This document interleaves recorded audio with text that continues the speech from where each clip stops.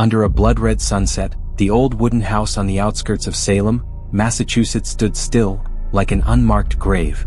Its gray walls, mottled and decaying with time, groaned beneath the weight of curses never lifted. Once belonging to the Wardwell family, outcasts driven away during the hysteria of the 1692 witch trials, this house was more than a historical relic. It was a gate. A place where past and present blurred, where betrayed spirits still lingered, waiting. Locals whispered that no one stayed the night without hearing crying, or feeling the icy breath that crept across the nape of their neck. But Rachel, a young historian with tangled hair and burning eyes, and James, a journalist with a defiant smirk, stepped across the threshold one autumn evening in 2025. They carried nothing but curiosity and a hunger for discovery. Inside, the air was thick, like a warning. The stone fireplace was covered in moss. Moldy Bibles lay strewn across rotting wooden shelves.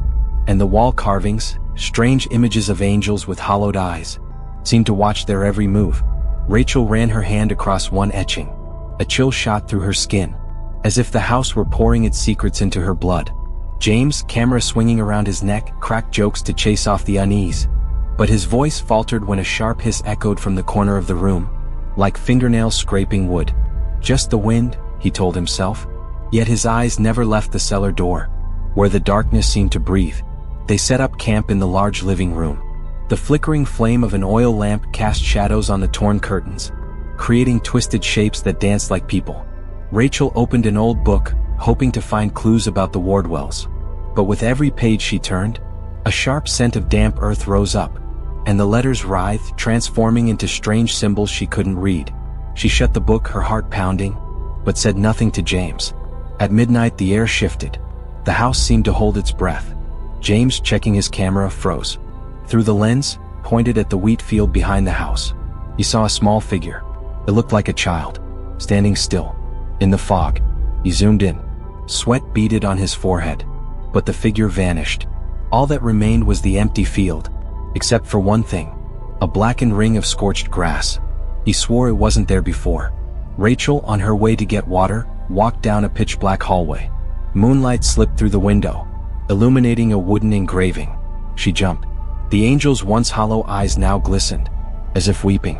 A whisper, faint but razor-sharp, emerged from the wall. "I did not lie." She spun around, heart racing. But the hallway was empty. Only a freezing gust swept past, carrying the scent of ash and sorrow. Back in the living room, she told James. He shook his head, said it was just sleep deprivation. But when they turned off the lamp, the whisper returned, louder, closer, as if something was crawling out from the darkness beneath the floorboards. The house did not welcome them. It was awakening the forgotten dead. And Rachel and James, they had only just touched the edge of the nightmare. The darkness in the old wooden house on the outskirts of Salem was no longer a silent veil. It moved, alive. It clung to Rachel and James like an invisible web, each strand trembling with endless whispers. In the beginning, they convinced themselves it was all in their heads. The sounds, the fleeting shadows, just tricks of the mind stirred by the house's dark history. But when the crescent moon sliced through the cracks of rotting wood, the house began to reveal a horrifying truth. It didn't just remember the witch trials of 1692. It held them.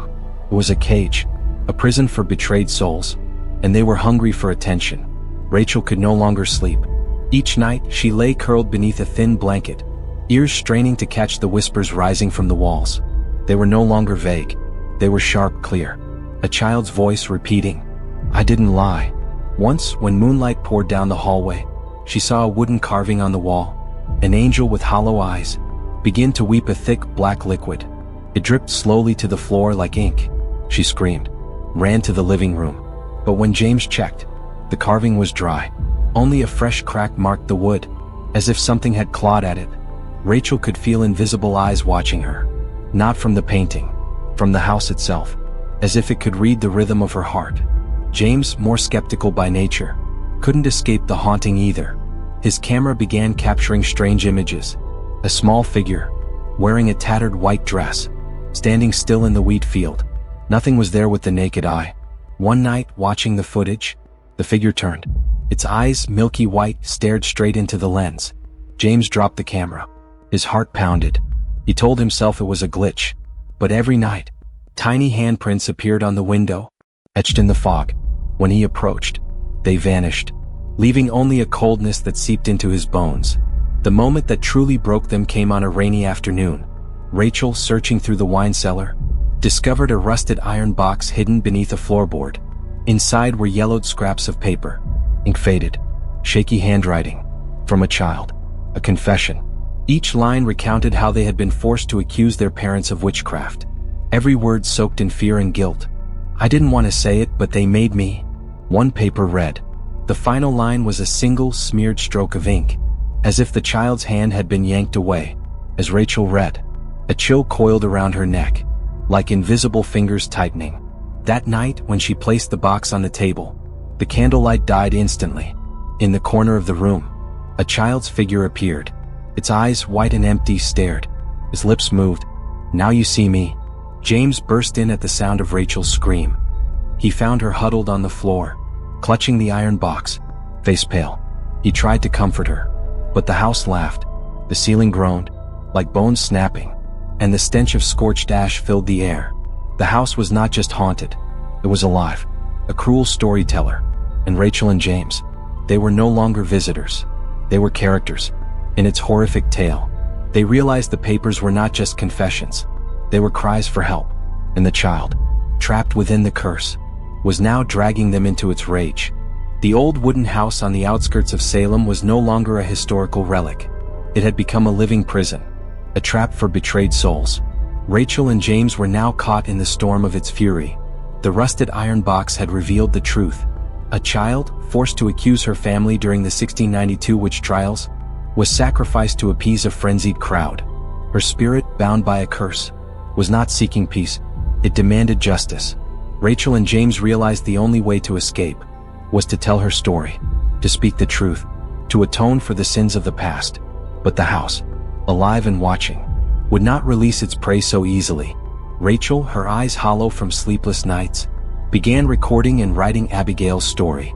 Each word hung heavy in the air, etched with guilt and fear. But the house fought back. Books flew from shelves, objects rattled, and from the wine cellar, a child's scream tore through the silence.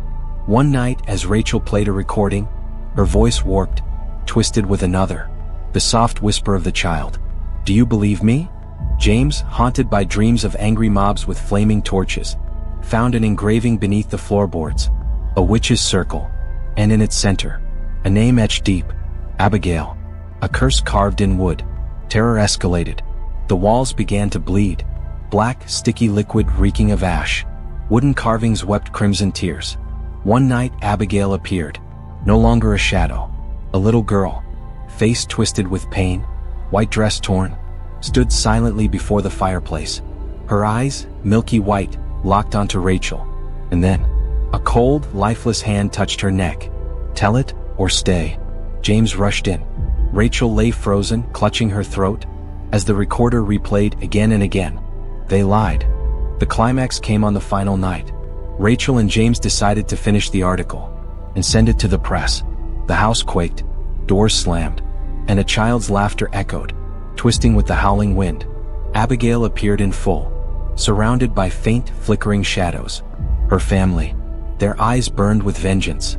Rachel, trembling, read the story aloud. With each word, the house tightened its grip. Floorboards split. A gust of freezing air knocked James to the ground. They stood at a crossroads, finished the story and exposed the truth, and risked being devoured by the house, or run, and leave Abigail forgotten forever. Rachel hit send. The house fell silent.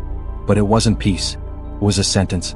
Rachel and James, now suspended between past and present, became part of the curse, forever trapped in the house, where Abigail still whispers, waiting for the next to arrive.